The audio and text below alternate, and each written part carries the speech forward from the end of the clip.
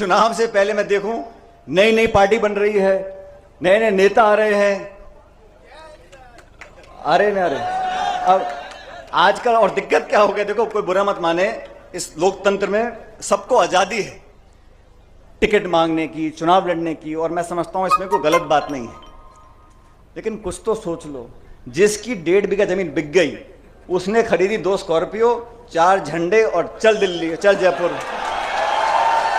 इसमें कोई बुरी बात नहीं है, वहां तक तो ठीक है। लेकिन जब बाद में निर्णय हो जाए और जो सबसे मजबूत उम्मीदवार हो, चाहे वो किसी पार्टी का भी हो, मैं तो अपनी पार्टी की बात कर सकता हूं, तो फिर सबको मिलकर समर्थन करना चाहिए। ये नहीं है कोई चील में चला गया, कोई गाड़ी में, कोई घोड़े में, कोई बोतल में, कोई हाथी में, कोई केकड़े में, ऐसे नहीं चलता। आप अगर विचारधारा से जुड़े हो तो आपको दिखाना पड़ेगा। सचिन पायलट के इस बयान के सामने आने के बाद राष्ट्रीय लोकतांत्रिक पार्टी के सुप्रीमो एवं नागौर सांसद हनुमान बेनीवाल ने पूर्व उप मुख्यमंत्री सचिन पायलट पर जमकर बरसे। उन्होंने कहा है कि पायलट का कोई वजूद नहीं, उन्हें लोग पिता की वजह से जानते हैं। सांसद हनुमान बेनीवाल ने कहा कि पायलट को देखो, जवानों की बात करते थे, आज हवा निकल गई है। आज मैं उनका भाषण सुन रहा था तो वे कह रहे थे कि 2.5 बीघा जमीन बेचकर स्कॉर्पियो लेते हैं। अरे पायलट साहब, आपका तो कोई वजूद नहीं है, पिता की वजह से आपको जानते हैं। बताओ कौन सी लड़ाई लड़ी आपने?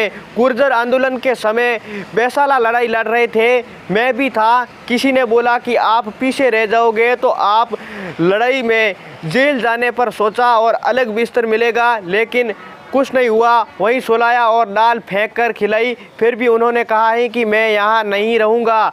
सुबह लड़ते हैं और रात को साथ में जाके खाना खाते हैं। पायलट बेनीवाल ने आगे कहा है कि फिर वसुंधरा सीएम थी, उनको कॉल किया, कहा कि आंटी मुझे यहाँ से निकालो, फिर निकाल कर दिल्ली भिजवाया और बोल रहे थे कि नई नई पार्टियाँ आ रही हैं, पार्टियां पुरानी हैं। आप गए थे 19 को साथ लेकर, दिल्ली वापस आ गए। जिस तरह से गहलोत को बुरा कहा और उसी के साथ हेलीकॉप्टर में बैठे, शर्म आनी चाहिए।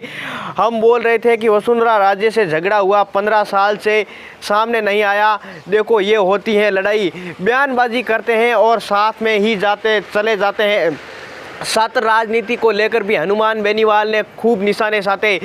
छात्र संघ चुनाव को लेकर बेनीवाल ने कहा है कि छात्र राजनीति से आगे बढ़ने वाले युवाओं से बीजेपी और कांग्रेस दोनों को पीड़ा है। मुख्यमंत्री ने अपने करीबी मंत्री महेश जोशी के साथ के माध्यम से चुनाव नहीं कराने के लिए सहमत किया, मगर वे भूल गए कि आरएलपी थर्ड फ्रंट में मजबूत है, जो लड़ाई लड़ रही है। ऐसे में हमारी सरकार बनेगी तो लिंक 2 कमेटी से है जो सिफारिशकारों से भंग कर दिया जाएगा।